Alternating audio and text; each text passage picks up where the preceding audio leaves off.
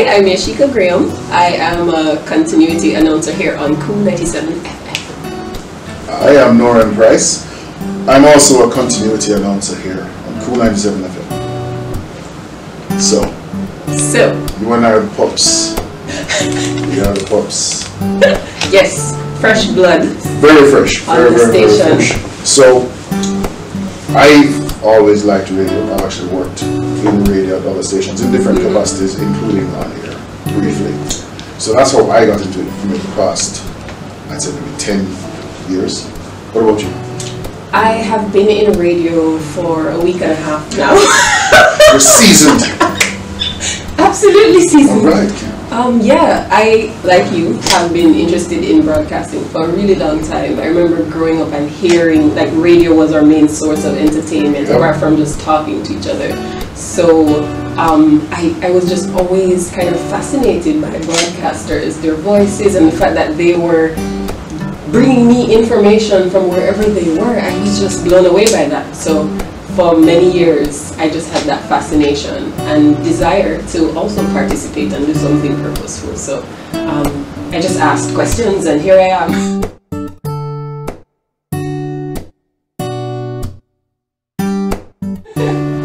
Was there a voice or a sound that got you into the radio? A particular voice? Yeah, like that give you that rapt attention. You hear it and you're like, okay, anything you're saying, I want to listen. Sports broadcaster Lindy Delapena. Of course. And Helen Coley Nicholson. Those are distinct voices that I remember, but I think pretty much all of them. I grew up in Westmoreland, so in the bush, you know. I remember there was a heavy rain, the threat of hurricane and everything, and the radio was on. There was somebody giving information, telling us what to do, you know, how to be careful and stuff. And I was just blown away, like I was scared. And here were these people comforting me by giving me these things to do, put your passport in plastic bags and stuff, and I was like, wow, if they are away from home giving me information, then everything must be okay, or it will be okay. So there's such a kind of assurance, I think, that broadcasters bring, and sacrifices too that they make. They're the ones out there sometimes too. Right. Yeah, so. And I appreciate that, because as I said, you hear them talking and you feel like they're talking directly to you. Exactly, yes. So, yeah. With me, it was Dennis Hall, Michael Anthony Coff's voice. Oh wow, yes. It was just butter.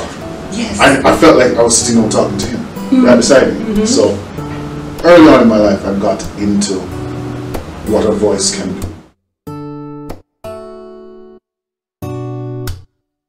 Did you ever think you had a voice? Eventually, and this would have come from my work as a performer. So I write. That's right. I write and I also perform my work, poetry. And that demands, you know, a particular presentation and that kind of thing. So for a long time, I have been very conscious of how I communicate and the clarity of the voice, but also, you know, you're a little theatrical in it as well. Put a little spice on it every now and then. Of course, yes. So I think I have been training for a long time. Yeah. I am the opposite. I hated the sound of my voice. Hated it for some reason. I don't know, just I think my brain always compared it to somebody else's voice, and I heard mine. I never liked what it sounded, but eventually I said, you know what? I said I like it, and eventually I was okay with it. What I like with your voice, I want to find the right word. There's a bass in it, but it's not deep. It's not boom, boom, boom, in your stomach kind of voice. But you have this tone that is heavy, but it's clear. I can hear everything you're saying, but I feel that rambling when you talk, and that's the kind of voice I like. I also like a little husk. Yes, I too you like that, right? Not too hoarse. I don't want to sound like she's been smoking since she was 12. Oh dear. But I like that husk that has a very feminine tone to me. So your voice is so beautiful. Like there's sometimes when you speak and I hear the fullness of your voice at maybe the last word, and it's like a little something, a sweep that that's what the word. Because I believe that sound, voice has a rhythm. If you put it into a machine, you see it. Mm-hmm. So yeah. Thank you. So, thank you. Thank you too.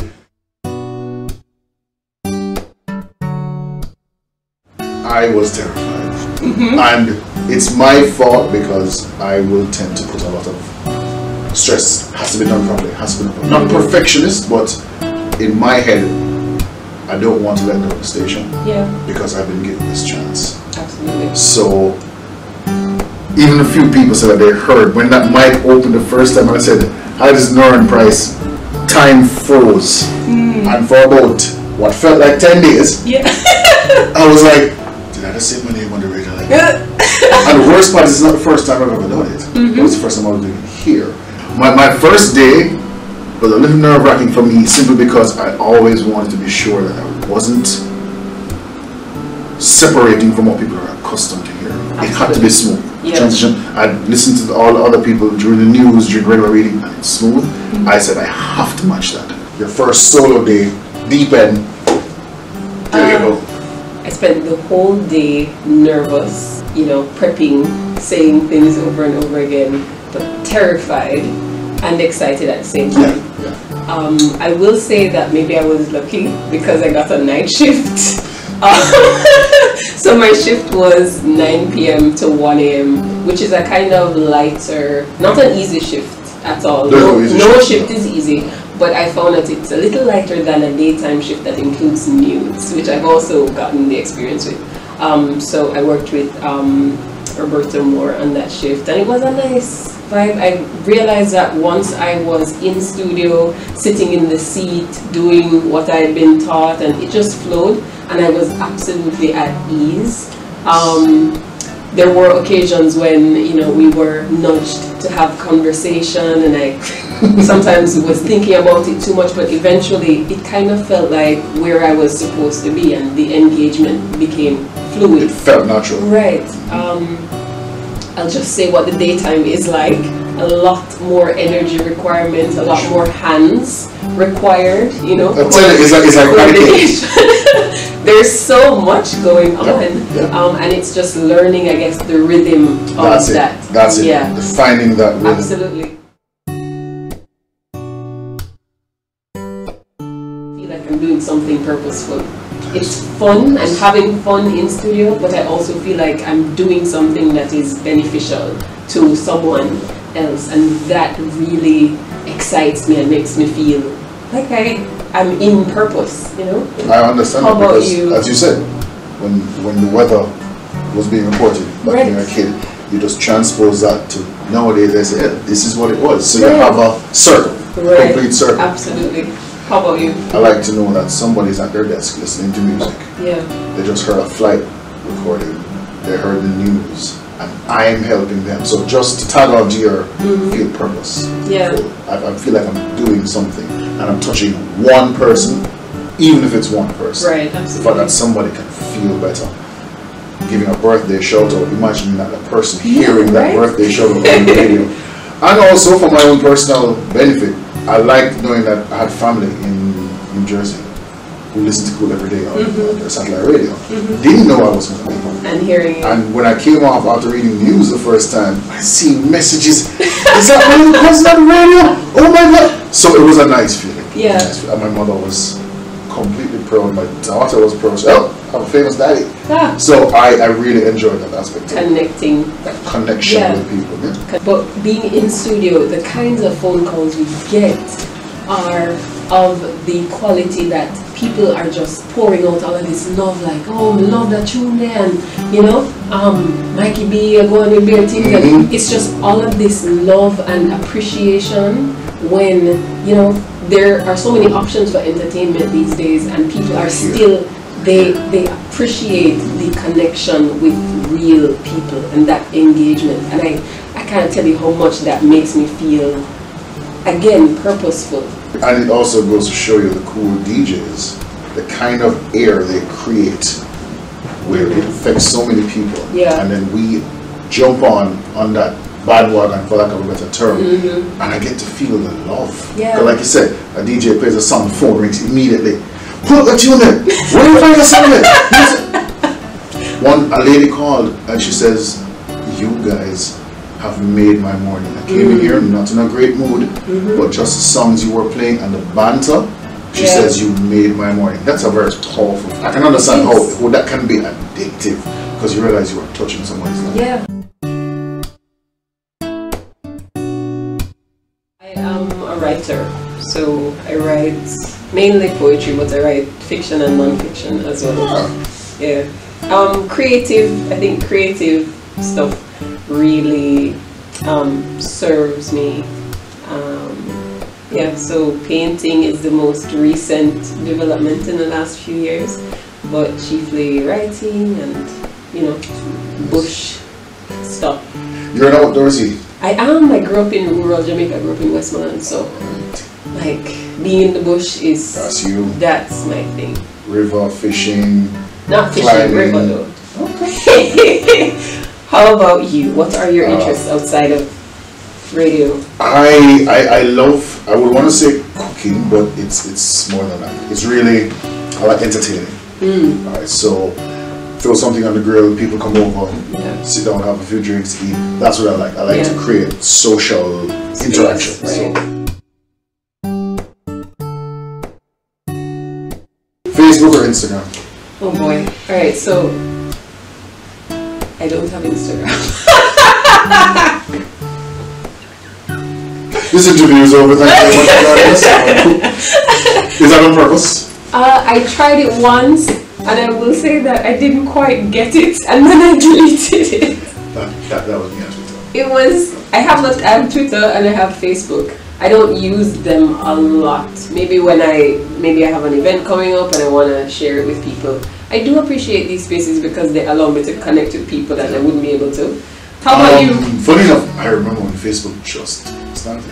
I was there at the beginning. You were there? Were you on Hi-Fi? People watching would be like, what are they talking about? I'm feeling the judgment going through like the camera. I was on MySpace, Hi-Fi, ICQ. That I do not. Yeah, I went back on MSN Messenger, all that stuff. Yes. But I prefer Instagram now simply because I think it's easier to go through and see things. It depends on my vibe. I'm a homebody, you know. So I would like to be home and just cook and chill and just easy. Yeah. But I also do like going out and that kind of thing. But it may very well just depend on how I'm feeling at the time too. Netflix and snacks since the country closes at 8 p.m. For me, out also is different things. Out can be going up to my friend's house and sitting in the backyard. Okay. Or I'm not a club guy. Yeah. So my night out is really truly just hanging out with people in a confined space that's just us. In terms of style, what kind of guy are you? A t-shirt and jeans guy, or more like a high fashion guy? I will admit, of course we do both, but let me tell you, I love suits. If I could wear a suit every day, I would. A nice suit gets me every time. And you work it well. Thank you. Sometimes you just want to feel pretty. As a guy. That's not bad. What about you? Oh wow, I love to be comfortable. I love to be able to climb a tree on call and run up and, like, I love being able to get on my toes and run or instant activity. Agile, right. So I really love the t-shirt and jeans vibes, but I'm also very interested in high fashion. So I love both.